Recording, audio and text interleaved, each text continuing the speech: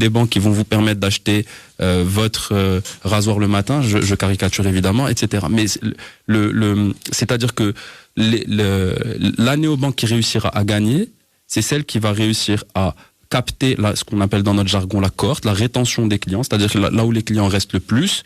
Et une fois que vous avez des clients qui utilisent votre application plutôt que les applications concurrentes, ce qui se passe en général, c'est qu'il y a des jeux d'API. Concrètement, ce que ça veut dire, c'est que vous avez le gagnant qui va dire à un de ceux qui n'est pas les gagnants, qui va proposer autre chose que ce que le premier propose, ton service vient le vendre à travers mon application. Et donc en fait, vous avez dans les marchés qui sont matures une consolidation de ce qui se fait à l'intérieur des applications qui sont des applications gagnantes qu'on commence à appeler aujourd'hui des super apps. Donc ça, c'est la première question, qui est pourquoi on développe des services qui sont ultra silotés.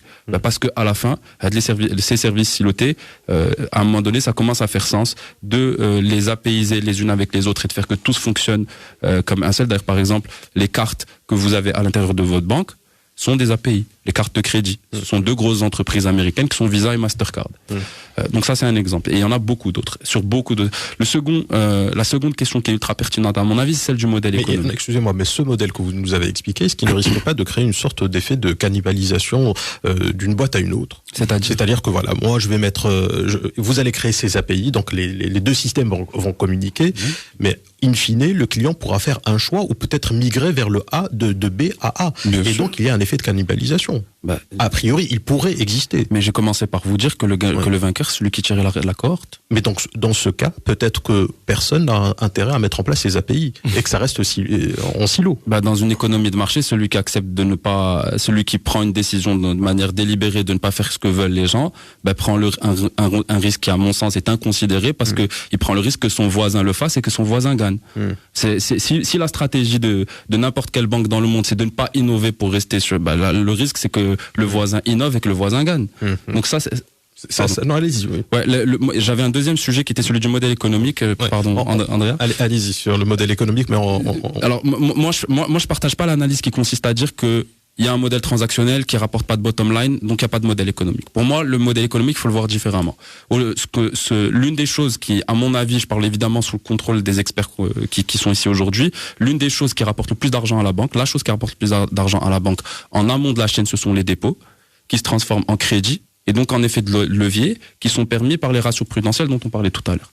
Aujourd'hui, pour les banques, la bataille, c'est celle d'aller dire l'argent de monsieur X et de madame Y est déposé en cantonnement dans mon bilan, parce que le fait que ce soit déposé en mon bilan, ça me permet de faire grandir la taille de mon bilan et donc d'augmenter la quantité de dette que je fais et donc d'augmenter la quantité de levier que je fais et donc d'augmenter la quantité de profit. Donc en fait, il y a une corrélation extrêmement fine entre la quantité de clients actifs chez une néobanque et la quantité d'argent que cette néobanque va faire déposer sur un compte de cantonnement qui, lui, est sur une banque standard, normale, entre mille guillemets. Donc en fait, le fait que... Alors c'est pas 3 milliards, j'ai vérifié, c'est 9 milliards. Ils viennent de faire une levée à 900 millions de dollars. 900 millions pour 9 milliards de... En parlant, parce que pour nos auditeurs, on parle de la banque N26.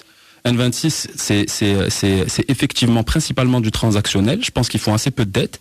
Pourtant, c'est une boîte qui vient de lever 900 millions sur 9 milliards de dollars de valo. Je peux vous assurer du fait que tout ce qu'on vient de se dire, les gens qui ont investi 900 millions le savent très bien. C'est sûr.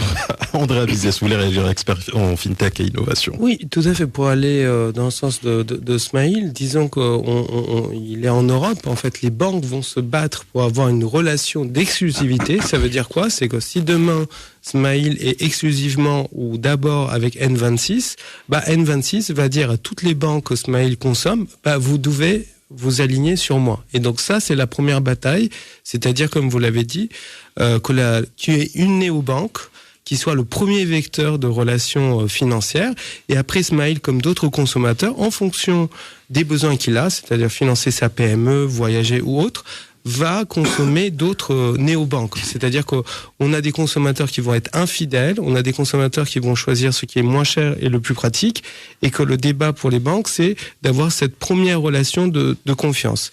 La deuxième chose qu'il a dite, c'est que, en fait, comment on gagne de l'argent? On gagne de l'argent parce que on a du float, c'est-à-dire qu'on a des dépôts. On gagne de l'argent aussi parce que Smaïl va investir, par exemple, dans des produits boursiers ou d'autres choses. On gagne de l'argent aussi parce qu'il va lever des crédits ou alors faire encore de la crypto. Donc, on va revenir à des revenus, on va dire, classique de la banque. Et puis, deuxième chose qui est très importante, c'est les services additionnels. Quand Olivier parlait de la communauté, je vais vous donner un exemple. Moi, j'avais réfléchi avec Maître Gims qui voulait faire une carte néobanque pour les Africains riches et éduqués qui voyagent partout. Une partie des revenus de la carte African Express avec Maître Gims, c'était plutôt le fait que, comme disait Olivier, il y a des Africains qui ont envie d'avoir de la conciergerie, des voitures de luxe, des hôtels de luxe, ou qui ont envie, quel que soit l'endroit où ils sont, d'avoir accès à un certain nombre de privilèges. Et ça, c'est quelque chose qui est à double tranchant. C'est parce que vous avez ces services non financiers que les gens viennent chez vous, et c'est aussi sur ces services non financiers, quand vous êtes un peu le BMW du service financier, que vous allez gagner de l'argent. C'est vraiment aussi une question de niche et de communauté. C'est une banque qui se met à la place du client. C'est une banque qui ressemble et qui a les mêmes goûts que ses clients. Et voilà. La BM du service financier ou la Mercedes ou la Ferrari, bien évidemment. Comme ça, on se fait pas taper sur les doigts par le régulateur. Hazim Sabata voulait réagir, directeur général de Cash Plus. Deux réactions. Le premier, c'est que où on va, où c'est. On a vu que dans le curseur d'un côté, on a cette néobanque qui ne sait faire qu'une seule chose et vous vous dites c'est pas suffisant pour satisfaire un client. Alors en fait, on a deux grandes tendances. On a une tendance, un modèle européen, on va dire, où on est plutôt super spécialisé. Quand on regarde le schéma, la cartographie de l'ensemble des néobanques ou des établissements de paiement ou en tout cas des fintechs globalement, on se retrouve. C'est une cartographie qui est extrêmement fournie. Des centaines d'individus, des centaines d'entreprises qui chacune va avoir une offre extrêmement spécialisée. Et ils vont être très bons. Et on a un autre modèle qui est plutôt asiatique, qui est plutôt chinois, on va dire, pour faire simple, et puis indien, où là, on va avoir un modèle de super app, et effectivement, les exemples, on les connaît, c'est Alipay, c'est WeChat, etc., où on a Tencent, où on va avoir une application dans laquelle il y a absolument tout, mais c'est un tout qu'on a du même à imaginer, c'est-à-dire qu'on va non seulement payer son loyer, commander son taxi, acheter ses légumes, payer sa place de cinéma, faire des commentaires par rapport au film que je viens de voir. Enfin, on peut absolument tout faire sur ces sujets. Et là, on est véritablement dans la banque au quotidien ou dans le partenaire au quotidien. Et la banque devient quasiment plus qu'un détail finalement. La banque est une des apps parmi les super apps. Donc ça, deux grands modèles. Alors à un moment donné, certainement, on va parler du Maroc et où va le Maroc. On se pose. On y arrivera tout à l'heure. On va se poser la question. Alors il y a une deuxième réaction que je voulais faire, c'était concernant, parce qu'on comparait avec la banque. La banque, alors je vais le dire très schématiquement. La banque a deux grands métiers. Et c'est Mohamed Khtani, désolé si je dis une bêtise, la gestion de stock et la gestion des flux. Alors, globalement, la gestion des stocks, ça va être la dette et le crédit, et avec toute la panoplie d'ALM, etc. Puis la gestion des flux, c'est toute la partie transactionnelle. Et la banque est en train de perdre son côté, cette jambe-là transactionnelle. Elle est partie chez des individus, des entreprises qui ont des offres plus agiles, notamment les établissements de paiement, les néobanques, etc. Et donc, il reste à la banque son métier de base, son métier de repli, qui est la gestion des stocks. Et quelque part, la banque se fait elle-même apaiser, où elle se retrouve derrière des néobanques ou des établissements de paiement qui vont offrir l'expérience utilisateur, qui va être très fluide, qui va être seamless, etc. Besoin de faire un crédit, ok, j'ai mon API bancaire d'une banque derrière, classique, qui va faire son job de banque en fait. Et je le dis de manière très schématique évidemment, bien sûr la banque c'est beaucoup plus que ça, mais quand on fait tendre la tendance, quand on voit où le vecteur nous mène, finalement, il nous mène à une hyperspécialisation de la banque dans son métier de banque. Quels sont je vous laisse d'abord réagir Olivier Cruanes et puis après on reviendra sur la rentabilité. Juste pour compléter ce que je venais de dire. En fin de compte, les banques sont en train de se concentrer sur ce qu'elles étaient avant, c'est-à-dire elles avaient un devoir de conseil. C'est-à-dire qu'on allait voir la banque, on allait voir parce qu'on voulait monter un dossier de crédit, on voulait acheter un appartement, une maison, une voiture, etc. Et il y avait un conseil. Donc là, ce conseil a été petit à petit s'est transformé en agence commerciale, où on a transformé des conseillers en vendeurs.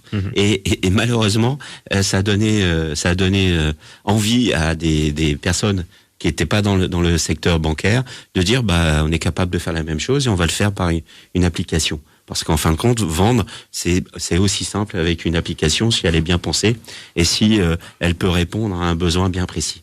Et le banquier aujourd'hui, d'ailleurs, il y a certains grands patrons de banque disent le retail, on a quasiment perdu. C'est-à-dire que sur la partie retail, demain, on sera plus existant. Alors peut-être derrière. Peut-être parce que il y aura quand même besoin de centres de traitement, de certaines des éléments de KYC, un certain nombre de choses. Mais et pour certains patrons de grandes banques mondiales, c'est déjà perdu le retail. Donc ils se concentrent sur des services où on va avoir le financement. Malheureusement, sur certaines régions, c'est de moins en moins rentable. Mais c'était la rentabilité, c'était vraiment le financement, la transformation des dépôts en financement, ça c'était très rentable. Et puis certains services corporate, par exemple tous les transferts à l'international, les REMDOC, les RECREDOC, tout ce qui est import-export, où c'est vraiment, il y a beaucoup de services autour et ça coûte assez cher, où c'est assez rentable. Donc ils vont essayer de conserver ça. Mais ils vont essayer, mais sauf que certaines néobanques sont en train d'attaquer là aussi sur ces marchés bien spécifiques parce que les commissions sont très chères. Et donc elles vont dire nous on est capable de faire plus rapide, mieux, meilleure qualité et moins cher. Donc vous êtes en train de nous dire que la banque traditionnelle c'est terminé pour bientôt. Non. Elle doit se transformer. Mais le retail et les agences, c'est vrai que on doit se poser la question. Ouais, Ismaël Balga, je voulais réagir. Alors en fait, moi ce que je pense, c'est que pour les banques, c'est pas une défaite du retail, c'est une victoire du retail. Parce qu'en fait, le retail pour eux, d'ailleurs ils ont un terme pour le qualifier, c'est le cost to serve. C'est-à-dire combien d'argent ils doivent investir pour aller chercher un client. D'ailleurs, ça s'est vu de manière spectaculaire au Maroc dans le début des années 2000. On est passé de banques qui avaient quelques dizaines, je me souviens très bien d'une époque où on commençait à avoir une nouvelle agence Tijari par jour, limite dans Casablanca. Et en fait, pourquoi ils faisaient ça? Parce qu'ils avaient une corrélation extrêmement forte entre la quantité d'agences qu'il y avait et la quantité de clients qu'ils allaient chercher. Parce que le client, son premier levier pour choisir une banque plutôt que la banque concurrente, c'était à quel point l'agence est proche ou loin de mon lieu de résidence ou de mon lieu de travail pour le B2B. Donc en fait, pour la banque, c'est énormément de capex, énormément d'investissement parce qu'il faut faire des agences. Ensuite, c'est des coûts qui progressent de manière proportionnelle à la taille du réseau. Ensuite, c'est tout ce qui va derrière ces coûts-là, c'est-à-dire qu'il y a énormément de coûts sur les salaires, les charges courantes, les logiciels, etc. Et donc en fait, ils se retrouvent dans une configuration où plus ils avancent, plus ça coûte cher d'aller chercher des clients, et c'est des coûts qui sont pas... c'est-à-dire que l'effort pour eux n'est pas logarithmique. Plus, à chaque agence qu'ils font, il y a un nombre fini de clients qu'ils peuvent aller chercher. Et s'ils veulent aller chercher l'ensemble du marché, il leur faut c'est une fonction linéaire en fait. Donc le fait que la banque continue à pouvoir faire venir de l'argent dans son environnement sans pouvoir faire des agences, c'est en fait une bénédiction pour elle. Donc en fait, c'est pas une défaite, c'est une énorme victoire, et je pense que c'est pour ça que c'est un peu ce qu'on disait l'autre jour quand on avait parlé de FinTech. Il y a, à mon humble avis, une corrélation extrêmement forte entre le succès des FinTech / néobanques et celui des banques traditionnelles. Et vous voulez réagir, il me semble, Mohamed Katani, ancien banquier. Je serais peut-être un peu plus nuancé sur l'évolution des banques, parce que ça, c'était un discours que j'avais entendu il y a déjà 5 ans de ça, quand les FinTech étaient montés en force. Et effectivement, quand elles commençaient à prendre un envol très intéressant, et on avait dit ça y est, les banques retail c'est fini parce que elles ne réagissent pas comme il le faut, il y a des irritants, etc. Je pense qu'aujourd'hui le discours est un peu plus nuancé. On se rend compte que malgré tout, certain nombre de services offerts par les banques dites conventionnelles ont leur importance et surtout leur valeur ajoutée, parce que c'est dans la valeur ajoutée que vous pouvez charger des commissions et être rentable.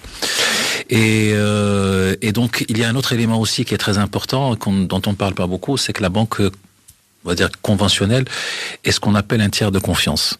c'est une notion qui est très importante et même fondamentale dans l'évolution du business. Un tiers de confiance, c'est quelqu'un, par exemple, qui va se mettre entre deux personnes pour, Mais dans le cas de la banque, j'arrive pas à voir le tiers de confiance, en fait. La banque est un tiers de confiance par définition. Dans tout ce qu'elle fait. Par rapport au crédit, par exemple? Par rapport au crédit, par rapport à une attestation qu'elle va donner vis-à-vis de l'administration, par rapport à un notaire, par rapport à beaucoup de choses. Et c'est ce qu'on appelle un tiers de confiance. Par rapport aussi à la banque assurance. Non, j'avais pas vu les choses comme ça. Non, c'est comme ça que je le vois. Donc, par rapport à la banque assurance également, c'est le tiers de confiance. D'accord? Et ça, ce sont des éléments qui sont extrêmement appréciables et qui font partie de la valeur intrinsèque d'une banque dite conventionnelle. D'accord? Donc, aujourd'hui, c'est peut-être un peu moins vrai. Ce qui s'est passé aussi, c'est que, on va dire à toute chose malheur est bon, c'est que ça a poussé les banques très classiques à se remettre en cause.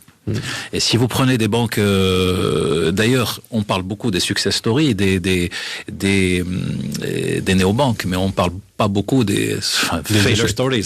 Il y en a beaucoup. À telle enseigne que beaucoup se sont fait racheter. Orange a racheté un certain nombre d'intervenants dans le néobanque. Société Générale également en ont racheté.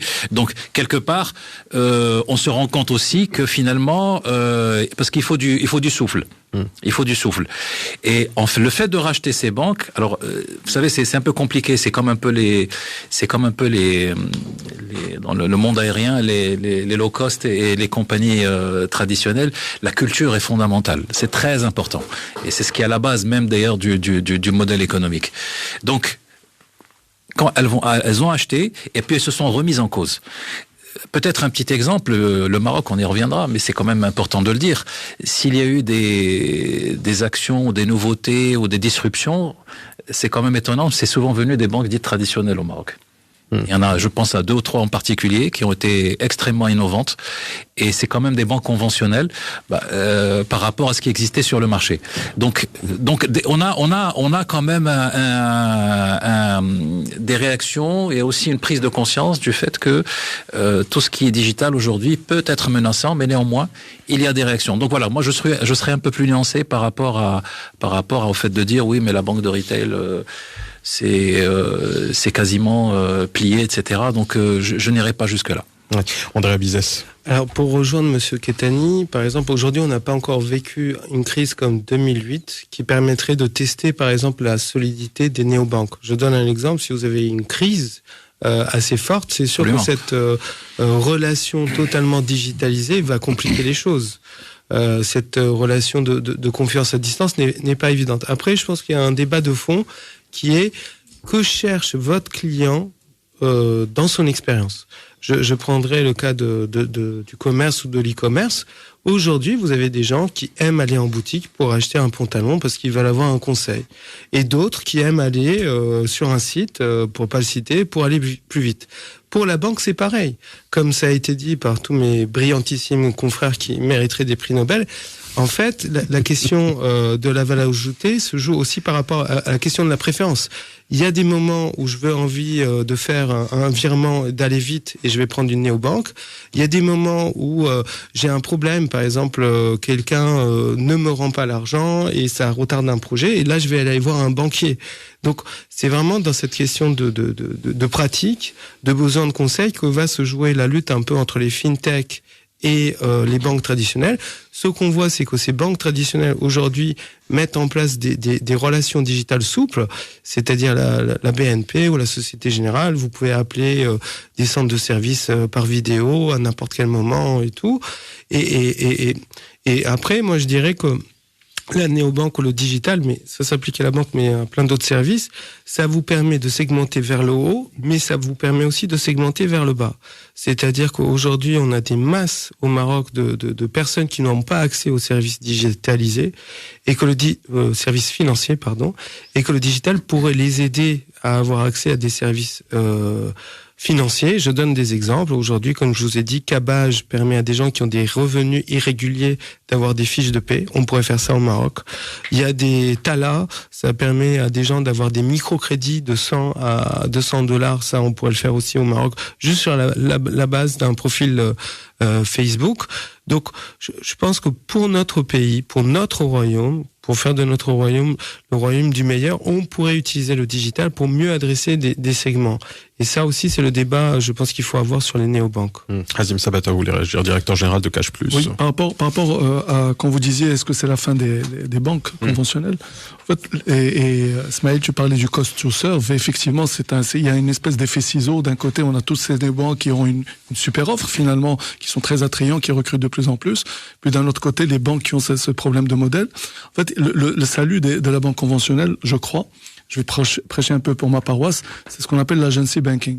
C'est-à-dire que la banque se met en retrait et elle va, pour la partie, elle va avoir une façade, une interface digitale pour ceux qui sont en capacité d'interagir avec le digital. Et puis, elle peut adresser d'autres types de réseaux qui pour ceux qui n'ont pas la capacité d'aller adresser le côté digital. Je m'explique. Il y a des réseaux, ce qu'on appelle des réseaux de proximité, qui sont en capacité, et la réglementation le permet en plus, de servir d'interface entre le banquier, dans le sens banquier, dans le sens gestion de stock, dette, créances, etc. Et de l'autre côté, le client qui a envie de toucher le tissu quand il a envie d'acheter un nouveau t-shirt. C'est le client qui a besoin de parler avec quelqu'un, qui a besoin d'aller physiquement dans un endroit pour déposer une carte d'identité pour être scanné ou pour récupérer de l'argent, etc. Donc il y a des interfaces digitales, mais il y a aussi des interfaces de proximité physique. Et donc, pour moi, je continue, je réitère, la banque, le métier de banquier est un métier qui est plutôt dans le retrait, dans le métier, c'est-à-dire plutôt que dans l'interface avec le client. Mohamed Khtani, pas tellement d'accord. Pour aller dans le sens, la conclusion, en tout cas de l'analyse plus nuancée, c'est qu'aujourd'hui, on parle beaucoup du digital, mais les gens ne demandent pas forcément 100% de digital. Mais c'est peut-être une tendance qu'il faut observer. Bien sûr, il faut répondre, il y a un besoin. C'est-à-dire qu'aujourd'hui, par exemple, quand vous prenez les études à l'international, vous pouvez les calquer sur le Maroc, mais dans 10 ans, dans 15 ans, donc on peut anticiper.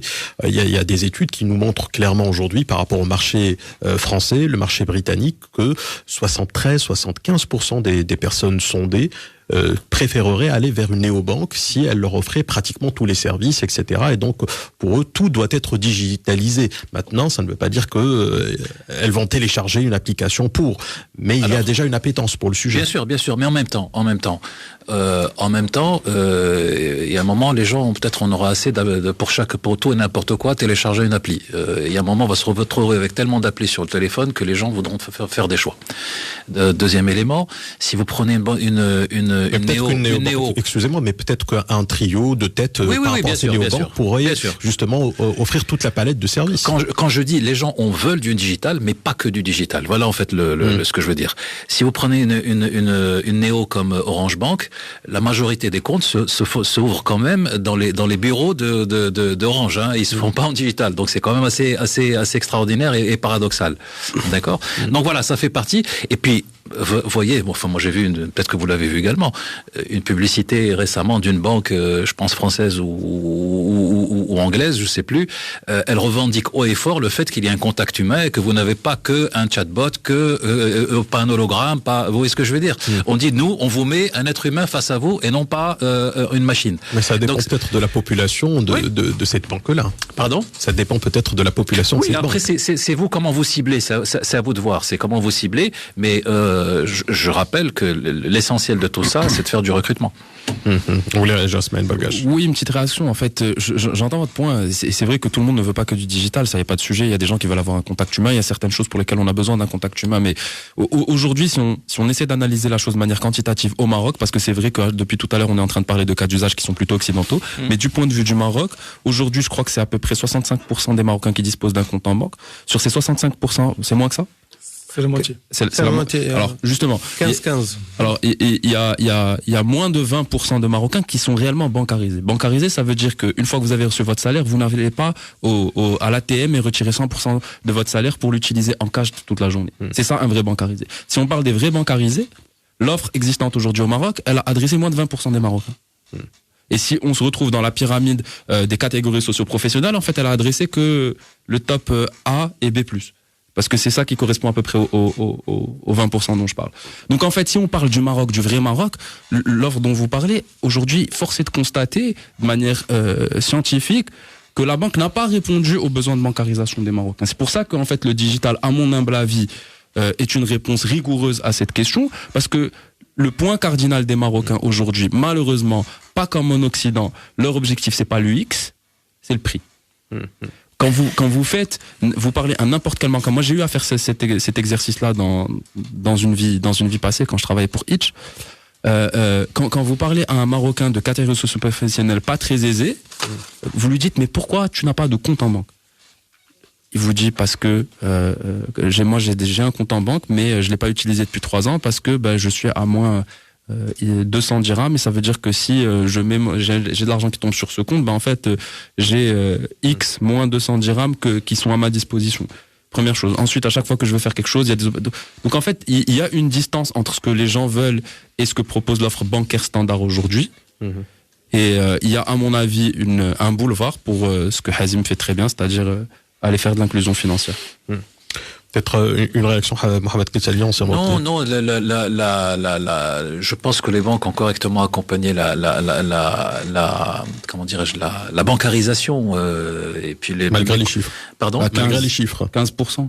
Non, 15%, je sais pas d'où vous avez ce chiffre. Non, parce qu'il faut franchement, je n'y crois pas beaucoup. Non, mais j'ai eu des chiffres et je pense qu'ils sont bien au-delà. Alors, 65%, je suis d'accord avec vous. Ça, mais 15, absolument pas. Non, mais il faut faire la différence, excusez-moi, mais je suis pas spécialiste, je suis le moins le qualifié dans le tour de table, mais entre le nombre de comptes bancaires ouverts et actifs et non seulement, il y a le nombre. Vous pouvez avoir 3 comptes bancaires, celui de votre société, le vôtre perso, vous n'êtes peut-être pas à 70, vous êtes probablement entre 40 et 50, mais sûrement pas 70, mais sûrement pas 15. Par tête d'habitants, le nombre de Marocains aux alentours de 30 à 40 grands maximum. Il y a eu une action qui a été faite à ce niveau-là pour essayer d'accompagner et d'offrir un service parallèle qui est celui du mobile payment. Alors, mobile payment, je ne sais pas si vous avez été impliqué là-dedans. Peut-être plus oui que non. Mais il y a beaucoup de chiffres. Encore une fois, c'est des chiffres stratosphériques, mais quand vous venez à la réalité des choses, très peu d'activités, très peu d'actions. Pourtant, on a les comptes de niveau 1, 2 et 3. La majorité des comptes sont de niveau 1, peut-être 30% de niveau 2. Voilà. Mais c'est toujours pas actif. Mais il y a d'autres raisons. Il y a d'autres raisons. Quand vous posez la question aux gens, pourquoi, notamment au niveau commerçant, acquéreur, etc., les gens n'ont pas trop envie qu'on sache qu'est-ce qui a transité par leur compte. Donc voilà, ça aussi, ça peut être un frein. Vous voulez réagir, Olivier Cruanes? Sur 2 éléments. La première chose, c'est la situation. Pourquoi les banques au Maroc, elles sont pas si actives sur certaines tranches? C'est une question de revenus, c'est-à-dire que à un moment donné, aujourd'hui, leurs charges, leurs frais sont assez importants, et donc un client à un certain niveau de revenus, c'est même pas la peine, ils savent très bien qu'ils vont perdre de l'argent. Voilà. Donc ils vont même pas aller les chercher. Donc ça c'est clair. Faut pas attendre des banques d'aller chercher des clients pour perdre de l'argent. Donc ça, c'est une société commerciale, donc c'est normal. Et en plus, ces clients-là n'auront pas accès au crédit parce qu'ils n'auront pas des revenus suffisants ou réguliers pour avoir des crédits. Donc c'est clair qu'ils vont pas aller les chercher. Donc c'est vrai que les établissements de paiement, donc vous parlez de paiement mobile, le wallet, est censé attaquer cette frange de la population. Bon, déjà, force est de constater que sur les 20 établissements de paiement d'agrément, il y a quasiment une grande partie, très grande partie, qui sont filiales de banques. Alors, pourquoi les banques ont été à un endroit où d'habitude, elles ne veulent pas y aller? Donc, ça, c'est la première question. La deuxième chose, c'est que depuis tout à l'heure, on parle d'innovation. On parle de créer quelque chose. Aujourd'hui, quand on regarde bien le service que proposent les nouvelles entités, parce qu'il y avait des entités qui se sont transformées, comme vous, Cash Plus, mais qui avaient déjà une activité qui marche bien. Il n'y a pas eu forcément une innovation ou une envie d'aller faire autre chose. Et c'est ça que aujourd'hui, depuis on va dire à peu près 1 an, on sent qu'il y a vraiment des nouveaux acteurs. Parce qu'en réalité, il y a eu très peu de nouveaux acteurs qui ont eu l'agrément, l'établissement de paiement. Pour une raison, il y en a qui se sont pas présentés. Et puis, je pense que on a encore un petit problème de régulateur qui doit se dire qu'il va falloir ouvrir ce marché. Il faut peut-être le contrôler, c'est vrai, mais l'ouvrir quand même. Et donc, il y a des nouveaux acteurs qui vont arriver, qui sont déjà, soit ils sont une demande d'agrément, soit ils trouvent peut-être d'autres possibilités avec un partenariat pour essayer non pas de vendre du service de paiement, parce que, en fin de compte, le service de paiement, pourquoi payer pour payer? On a du cash, on paye. C'est 24 heures sur 24. C'est disponible partout et ça coûte pas un sou aux clients. Mais c'est pourquoi on va payer avec une carte qui va nous coûter des frais. Pourquoi aller avec une carte ou un wallet alors que c'est pas disponible partout et dans certaines régions du Maroc, c'est même pas la peine de penser à payer comme ça. Donc en réalité, il y a quand même un certain nombre d'innovations qui vont arriver et je pense que le paiement n'est plus un service à vendre, mais c'est un service complémentaire d'autres services, c'est ce qu'on appelait tout à l'heure des services additionnels. C'est-à-dire que viendront compléter un process pour arriver à un process de bout en bout. Et c'est peut-être que là, ça devrait prendre peut-être la sauce va peut-être prendre pour que les non bancarisés viennent naturellement, mais non pas pour acheter un service de paiement, mais pour avoir un service complet, simple, disponible tout le temps. Smaïl Belgache. Oui, alors dans la droite lignée de ce que vous êtes en train de dire, en fait, vous avez raison parce que le paiement tel qu'on le connaît de manière digitalisée en Occident ne peut exister que parce que l'ensemble des commerces sont équipés. De la même manière que c'est pas possible de descendre dans la catégorie socio-professionnelle des Marocains en bancarisation parce que en deçà d'un certain niveau, ce n'est pas rentable pour la banque et c'est pas rentable pour le client d'être bancarisé. Pour les petits business, c'est la même chose. C'est-à-dire que quand vous faites payer avec un canal de paiement qui n'est pas du cash, quand vous êtes commerçant, vous payez quelque chose. C'est-à-dire quand vous êtes Visa, Mastercard, ou quand vous êtes agent détaillant ou agent principal d'un établissement de paiement. Donc Hazim, c'est le patron d'un établissement de paiement et c'est le président. Donc je pense qu'il de l'association des établissements de paiement du Maroc. Tu m'arrêtes si je dis une bêtise à un moment donné. C'est-à-dire que n'importe quelle petite épicerie ou quel petit mhlaba, tout ce que vous voulez, vous lui dites à chaque fois que tu encaisses 100 dirhams, en fait, tu ne vas en encaisser, si jamais tu utilises un moyen de paiement qui n'est pas du cash, que 99. En fait, ce qu'il faut qu'on arrive à faire à un moment donné, c'est de donner aux gens l'envie de payer avec des moyens de paiement qui ne sont pas du cash, mais que ça leur coûte pas.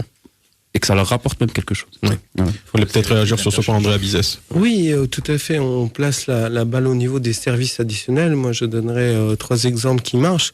Aujourd'hui, par exemple, on sait que CIH, pour promouvoir son digital, et c'est la seule banque en digital qui a cru sur les 3 dernières années, alors que c'était le Covid, donc c'était la période la plus dure, qu'est-ce qu'elle fait ? Désolé pour ceux qui font au Ramadan, mais quand vous achetez avec votre carte Burger King, vous avez un 3e Burger King gratuit. Quand vous allez chez Zara pour acheter un pantalon, vous avez 30% de réduction. C'est-à-dire que, encore une fois, ils ont donné un avantage, un bénéfice qui n'a rien à voir avec le paiement pour que les gens utilisent des services financiers. Je vous demanderai de citer quand même 3 marques à chaque fois que vous citez une marque. C'est la dernière. J'arrête. Et deuxième. Ou alors ne citez pas de marque. D'accord. Deuxième cas dans lequel est aussi Smaïl, c'est aujourd'hui les gens ont envie de consommer, donc les gens ont envie d'avoir des réductions quand ils vont acheter des produits laitiers comme des vêtements et tout. D'un autre côté, il y a des grandes entreprises qui ont envie de mieux connaître ces consommateurs, et donc on voit que là, on a un coup à jouer. Pourquoi ? Parce que la banque d'à côté, c'est qui ? C'est notre épicier. Et cet épicier peut faire la médiation des services financiers. Et cet épicier peut être incité parce que, justement, il va vendre des produits ou des services nouveaux. Donc, ça, c'est un deuxième modèle qui marche. Et un troisième modèle qui marche, je parlerai de monsieur Kemou Abassati, qui a été start-up de l'année africaine. En fait, qu'est-ce que c'est ? Il propose à des tas de petites entreprises un ERP en libre accès, à un coût très compétitif. Pourquoi ? Parce que comme on le disait tout à l'heure, un petit entrepreneur au Maroc a besoin de faire sa comptabilité et son administration. Contrairement à tout ce qu'on entend et tout ce qu'on dit, il y a beaucoup de gens qui voudraient être dans le formel, mais on leur donne pas les outils d'être dans le formel.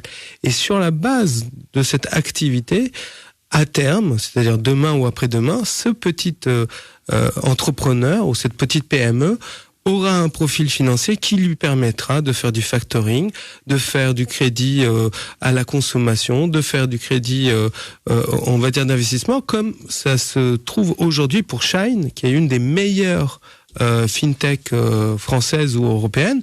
Donc, encore une fois, trouvons des services additionnels de valeur et, je dirais qu'une fois, sortons de la crispation réglementaire. Cette crispation réglementaire n'est qu'à l'avantage de ceux qui sont dominants et donc elle étouffe, noie l'innovation. Ismaël Bargash. Oui, moi juste une petite conclusion par rapport à tout ce qui vient d'être dit, et je suis absolument aligné avec André encore une fois, c'est que moi j'aime beaucoup les approches quantitatives, donc je vais partir d'un quantitatif avant d'un... Aujourd'hui, vous prenez 100% des dépenses d'un Marocain, vous en avez environ ce qu'on appelle le coefficient budgétaire alimentaire, vous en avez à peu près 30% qui s'en va dans de l'alimentaire, qu'on appelle communément du FMCG, et vous avez à peu près 85% du FMCG qui se fait dans des épiceries. Donc en fait, la majorité, ce qu'on peut dire, enfin le petit raccourci qu'on peut faire, c'est que la majorité de l'argent des Marocains, particulièrement de ceux qui ont le moins d'argent, vont dans des dépenses alimentaires qui se font en épicerie. Et en parallèle de ça, ce qu'on peut faire comme conclusion, c'est que pour pouvoir faire du paiement qui ne soit pas du paiement en cash, et donc faire entrer de plein pied les Marocains dans ce qu'on appelle de l'inclusion financière, qui à mon avis n'a pas été réussie par les banques. Alors, on aura de manière cordiale, hein, mais une divergence sur ce sujet-là. C'est absolument fondamental que vous arriviez à faire que vous ayez une majorité des petits commerces du quotidien qui proposent des paiements. Quand vous avez une majorité des paiements du quotidien qui arrive à proposer des paiements, vous arrivez à faire des paiements, et plus vous avez de gens qui font des paiements, plus vous avez des petits commerces. En fait, c'est la différence fondamentale entre un business de l'ancien monde et les startups qu'on connaît aujourd'hui, c'est que les business de l'ancien monde sont linéaires et ont besoin de faire plus vous avez de X, plus vous avez de Y. Aujourd'hui, c'est plus ça fonctionne, mieux ça fonctionne, et c'est ce qu'on n'arrive pas encore à faire aujourd'hui au Maroc. Et c'est juste une conclusion que je tire de tout ça. C'est parce qu'on n'en est pas là que le digital ne fonctionne pas encore. C'est pas parce qu'on a fait du digital que les Marocains ne veulent pas de digital. C'est parce que le digital n'est pas fait dans les conditions pour que ça puisse fonctionner. Et moi, c'est ma conviction profonde. C'est ce qu'on appelle dans notre jargon une marketplace, c'est-à-dire qu'en dessous d'une certaine taille de supply et de demand, ça peut pas fonctionner.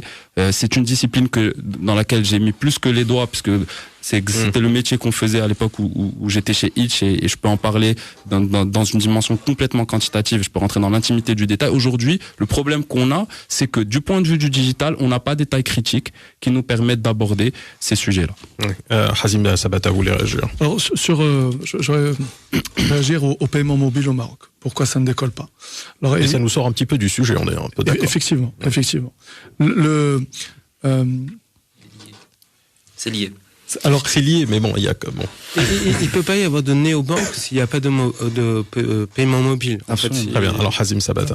Alors au sein de l'entreprise et au sein de l'association des professionnels des établissements de paiement, on a dressé un certain nombre de constats évidemment, et un certain nombre finalement, on a listé un certain nombre d'irritants finalement. Et ces irritants, nous sommes en relation assez régulière avec la Banque centrale, le régulateur, qui est très à l'écoute. C'est-à-dire, il ne faut pas imaginer que ce soit un régulateur qui a légiféré et qui est parti et débrouillez-vous avec ça. Il est très à l'écoute, il a envie que ça démarre. Le régulateur, je parle de la Banque centrale, ils ont très envie que ça fonctionne. Plusieurs acteurs ont envie que ça fonctionne. Après, comment adresser ces irritants? Et l'un des irritants majeurs, effectivement, c'est l'acceptation. Et Ismaël, tu le disais, c'est Moul Hanout. C'est l'épicier du coin, de proximité, qui doit avoir la volonté, non pas seulement la capacité technique, mais il doit avoir la volonté d'accepter un paiement mobile plutôt que le paiement cash, qui lui est extrêmement facile. Il est évident, il est là. Et ça lui fait perdre de l'argent. Il a l'air d'être gratuit. Pardon ? Mais ça lui fait perdre de l'argent. C'est ce que disait tout à l'heure Ismaël Bargash.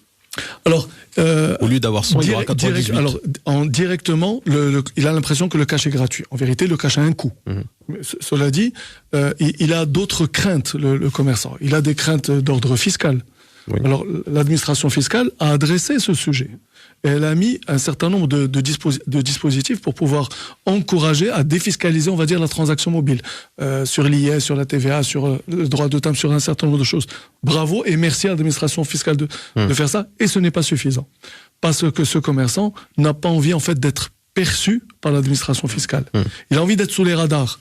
Enfin, je préfère le dire tel que comme ça. Et peut-être qu'il a conscience, je ne sais pas si c'est vrai ou pas, que si aujourd'hui l'administration consent à ne pas lui faire payer justement ce service, c'est le temps d'acquérir un parc, on va dire, d'épiciers relativement important, et puis ça va durer peut-être 1 an, 2 ans, 3 ans, et puis tout le monde sera fiscalisé. Je suis incapable évidemment de dire quelle est l'arrière-pensée de l'administration fiscale. Non, mais c'est peut-être une crainte que peuvent avoir légitimement certains commerçants. Il est dans le vivons cachés, vivons heureux. Ils ne sont pas tous digitalisés évidemment, ils ne sont pas tous de plus en plus ont la facilité de manipuler des smartphones, des TPE, en face de ce genre d'outils, mais il y en a encore qui en sont réticents. Et puis le régulateur, par la loi évidemment, nous impose de connaître ce commerçant, un certain nombre de documents pour le connaître. Ça peut être sa carte d'identité, le KYC ici, le KYA dans ce cas-là, pour Know Your Agent. Et ben même ici, on a un problème. Parce que on a un phénomène au Maroc. Je ne sais pas si vous savez ce que c'est que le concept de l'glès. Non, Ismaël, tu connais bien. Oui. Vous allez chez un épicier. En fait, la patente n'est pas en son nom. Elle est au nom du cousin, du père, du frère, de la cousine. Et donc, la personne qui est en face de vous n'a pas la capacité de vous donner un document. Or, il nous faut un document pour identifier ces personnes-là. Et là, on a un problème. Parce que le gars te dit reviens demain. Je sais pas, Smaïl, comment toi tu fais pour recruter les agents, mais il y a les acteurs au Maroc ont une vraie difficulté à convaincre le commerçant d'accepter autre chose que le cash. Et le KYA est un des irritants, évidemment. Ismaël Bergache. Oui, alors moi je souhaite en dire un petit mot, parce que les épiciers, c'est ce qu'on fait à plein temps aujourd'hui. Beaucoup plus que l'appréhension fiscale qui est donnée par tout le monde, c'est d'abord, à mon humble avis, de ce que j'en ai vu, une impossibilité de faire du KYC sur la grande majorité des épiciers, qui fait qu'on n'arrive pas à transformer l'épicier en acceptant du paiement. Donc comme ça a été dit, en fait, quand vous rentrez chez un épicier, aujourd'hui, beaucoup d'établissements de paiement sont prêts à payer des sommes d'argent qui sont importantes du point de vue de l'épicier pour qu'il leur donne les papiers qui leur permettent de le transformer en payant. Ils sont prêts à lui faire de la transaction gratuite pendant un certain nombre de temps, juste pour juste pour le faire rentrer dans cette spirale. Aujourd'hui, ils n'y parviennent pas pour la raison dont a parlé Hazim, mais donc en fait, il y a deux grandes choses. Il y a la première chose, le premier levier qui est celui du KYC, qui est ultra difficile à sauter chez à peu près 95% des épiciers. Concrètement, quand vous arrivez chez un épicier, que vous lui demandez même une patente personne physique, ce que tu disais, il y a eu entre la personne qui a ouvert l'épicier et la personne qui gère l'épicier au moment où vous venez, parfois il s'est écoulé 40 ans et 15 personnes différentes. Donc du point de vue de la Banque du Maroc, le KYA qui est fait n'est pas conforme, donc on sort du cadre de la conformité. Donc il y a un problème de design de comment il faut faire pour acquérir mais l'autre sujet, c'est qu'aujourd'hui, quand vous arrivez à tirer l'autre levier, c'est-à-dire que si demain vous avez du client qui arrive chez l'épicier pour dire moi je veux payer avec autre chose que le cash, l'épicier n'a plus le choix. Et ça, j'insiste, moi c'est une appréhension que j'avais avant de commencer à faire ce que je fais aujourd'hui, mais aujourd'hui on se rend compte de manière radicale que l'épicier a, comme tout petit business, un point cardinal, c'est d'être attractif pour ses clients. Oui, parce que revenons, vous êtes parti en Europe, moi je suis africain. Si on voit ce qui se passe au Kenya, si on voit ce qui se passe ailleurs, encore une fois, moi je le dis toujours, vous savez que le paiement mobile et les néobanques marchent en Somalie. Le paiement mobile ou les banques mobiles marchent en Afrique centrale. Ils ont fait plus x7 de croissance sur les 4 dernières années. Et ce qu'on est en train de dire, c'est qu'au Maroc, il peut y avoir des néobanques qui résolvent des vrais problèmes, qui apportent des vrais services à valeur ajoutée. Et vous pensez par exemple que la Banque centrale serait favorable à cette ouverture? Oui, mais il faut raisonner à l'envers. Je vais vous donner un exemple. Aujourd'hui, nous avons un problème qui s'appelle l'identité. C'est-à-dire que pas tous les Marocains sont identifiés et vous avez deux répercussions. Par exemple, dans les bases de données des opérateurs telco, vous avez, je crois, moins de 20% des clients qui sont identifiés. Idem pour les banques. Par rapport à ça, on a deux façons de faire. Soit on se dit contrôle a priori, comme ça a été dit aujourd'hui, c'est que si vous n'avez pas de patente, si vous n'avez pas de carte d'identité, vous êtes mort.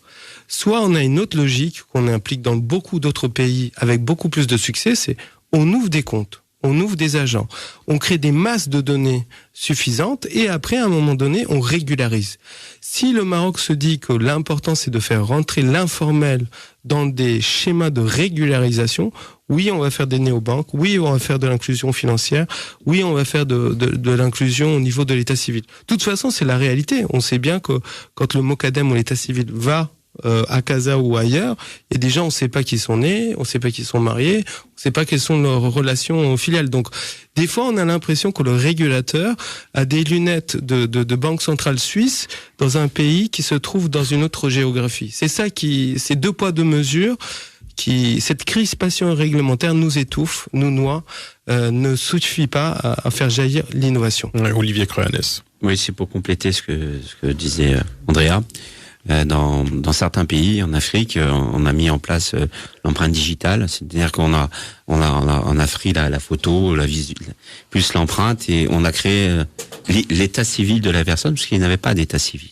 D'ailleurs, il y a des endroits où ils vont recréer l'état civil grâce à la technologie. Donc il faut, à un moment donné, il faut profiter de ces technologies, donner, si on n'arrive pas à avoir ces documents, et on n'arrive pas, parce que c'est un frein énorme. Je suis d'accord avec vous, c'est le premier frein, c'est de savoir, on est censé discuter avec une personne qui est censée avoir la patente, et en fait, on a du mal à l'avoir. Et vu les règles qu'on impose aux établissements de paiement, on n'arrivera pas. Donc il faut absolument profiter de ces technologies où aujourd'hui on est capable de reconnaître quelqu'un mieux que sur une carte d'identité, mieux que une personne que même nous en visu. On a des détails, on arrive très bien à les récupérer. Donc on peut créer cet état civil où on peut créer ce KYC. Parce que on va mettre un nom, un prénom avec des éléments, et à tout moment, même à distance, à tout moment, on peut s'assurer que c'est la bonne personne qui fait la transaction. Alors, je voulais poser une question peut-être qui va vous surprendre, mais comme la majorité de ces néobanques sont des néobanques, on va dire occidentales, parce qu'au Maroc on n'en a pas, en Afrique on a peut-être quelques-unes, mais au Maroc en tout cas c'est pas le cas. Et comme il n'y a pas cette histoire de territorialité, est-ce qu'on peut se dire que un Marocain peut ouvrir un compte dans une néobanque qui ne serait peut-être pas forcément établi d'un point de vue juridique au Maroc? Est-ce que c'est légal? Est-ce que c'est pas légal? Est-ce que c'est faisable, pas faisable? Est-ce que ces banques-là peuvent faire leur marché dans des pays qui pour le moment n'ont pas encore ouvert de manière très structurée ou officielle, en tout cas le sujet des néobanques? Andrea Bizès. Encore une fois, qu'est-ce qui les empêche? C'est sur Internet. C'est une question de compliance. Si vous avez les documents que vous demande Revolut pour ouvrir un compte, vous le faites. Et d'ailleurs, qu'est-ce qui se passe? Tout à l'heure, Olivier parlait du fait d'échange de devises. Une certaine catégorie de Marocains qui a envie de voyager sans problème prend des néobanques parce que quel que soit le pays où ils font des transactions dans le pays c'est légal. Mais bien sûr, c'est pas tellement... non, mais justement, alors, c'est pas illégal. C'est pas illégal. Là, vous parlez de c'est pas illégal. C'est la bibancarisation. La bibancarisation, c'est un Marocain qui est à Paris et qui a un compte à Paris et au Maroc, c'est légal. Et un Marocain qui vit ici et qui a un compte à Paris, c'est légal. Après, tout dépend qu'est-ce qu'il fait et dans quelle mesure. Mais la bibancarisation, c'est banal. Alors, peut-être un banquier, peut-être pour nous dire ce qu'il en est réellement. Non, ma question elle est vraiment très simple. Moi, je me dis, voilà, du moment que ça se fait sur Internet, il n'y a pas de territoire. Bien sûr, voilà. Mais bien entendu, c'est le principe même. C'est pas tellement le fait d'ouvrir un compte à l'étranger. Bien sûr, si vous comment dirais-je, si vous respectez la KYC chez Revolut ou chez N26, eux, c'est pas leur problème si vous êtes en conformité avec votre réglementation à vous. Vous déposez de l'argent, il fonctionne. Mais vous, en revanche, la façon dont vous avez alimenté ce compte, est-ce qu'elle est réglementaire ou pas? Et c'est là où est le problème. Est-ce qu'on a le droit, par exemple, de prendre de l'argent, de déposer dans un compte chez Revolut? La réponse est non. Eh bien, bien sûr que c'est non. C'est-à-dire que concrètement, par exemple, j'ai un compte chez N26, je traite avec une société maroco-marocaine et je lui demande de me payer sur ce compte-là. C'est quoi le sujet? C'est quoi le problème? Il faudrait faire une déclaration. Non, mais s'il vous plaît. Vous n'êtes pas censé le faire. Ouais. Vous n'êtes pas censé lui demander. Donc c'est traité comme une autre banque, en fait. Bien entendu. Puisque c'est un compte en devise et qui n'est pas au Maroc, et cette banque n'a pas licence conformément à la licence de la Banque centrale marocaine. C'est clair. Et puis attendez, il y a la Banque centrale et il y a l'Office d'échange qui lui gère la réglementation d'échange. Mohamed Kessiani, encore une fois, la réglementation, sauf erreur de ma part, et là je pense que je me trompe, mais je pose quand même la question. Il me semble qu'on parle de banques traditionnelles. On n'a jamais parlé dans la législation marocaine de néobanques. Oui. Et donc à partir de là, ce qui n'est pas interdit formellement est autorisé. Oui, mais est-ce qu'on peut faire cette lecture? Mais l'opération en soi consiste à faire quoi? Je sais bien. Allons au bout des choses. C'est quoi la question? C'est quoi c'est vous prenez du dirham que vous transformez en dollars ou en euros que vous déposez ailleurs. Oui. La réglementation, elle est très claire. Donc c'est interdit. La réglementation d'échange, la réglementation d'échange marocaine n'interdit pas à la néobanque occidentale de venir acquérir des clients marocains. Mais elle vous interdit en tant que client marocain d'aller déposer de l'argent sur un compte à l'étranger. C'est le fait de détenir des avoirs à l'étranger, sauf bien sûr s'il y a une déclaration, une dérogation auprès de l'office d'échange. Il y a un mécanisme pour ça. Mais effectivement, on parle d'un petit cercle de personnes qui sont en capacité d'aller chercher ce type de... Excusez-moi, mais une néobanque, elle a besoin de l'autorisation d'une banque centrale, d'une manière générale? Une néobanque est juridiquement ou une banque, ou un établissement de paiement, ou... Donc, ce sont les deux cas de figure, ou un établissement qui bénéficie de ce qu'on appelle d'un IOB, c'est-à-dire d'un statut d'intermédiaire en opération bancaire. Autrement dit, il est derrière une banque, il profite de l'agrément d'une banque, ou derrière un établissement de paiement. Ce sont les quatre cas de figure. Donc, juridiquement, il est bien quelque part, et il répond à la législation de ce quelque part, de la Banque centrale de ce quelque part. Exactement. Ouais. Bon, peut-être une réaction à ce niveau, Olivier Cruanès. Oui, je comprends. D'ailleurs, c'est une particularité, on va dire, du Maroc, parce que la question se poserait dans un autre pays en Afrique, pour certains autres pays en Afrique, on n'a pas ce contrôle de change aussi strict. Peut-être en zone CFA. Voilà.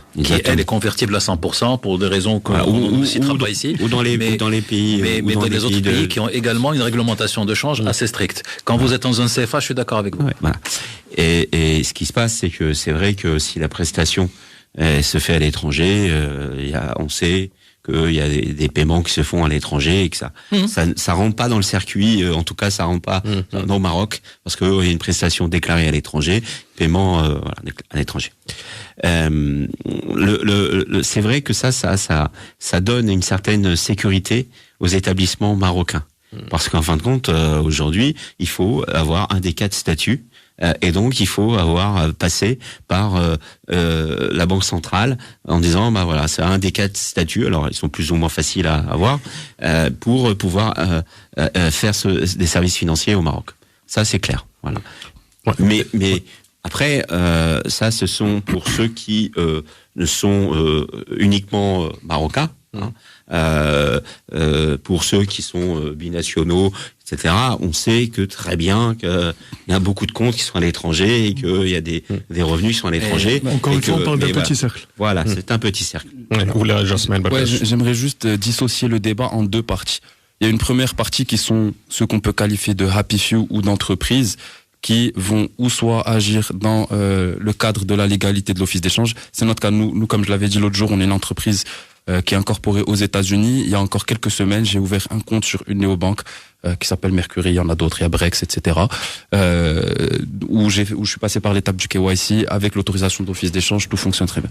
Il y a un autre cas de figure qui me paraît plus pertinent pour le Maroc, c'est l'écrasante majorité des Marocains qui aujourd'hui vont avoir besoin de consommer du Netflix, du Spotify, du Deezer, tout un tas de services qu'ils sont obligés de payer avec de la devise.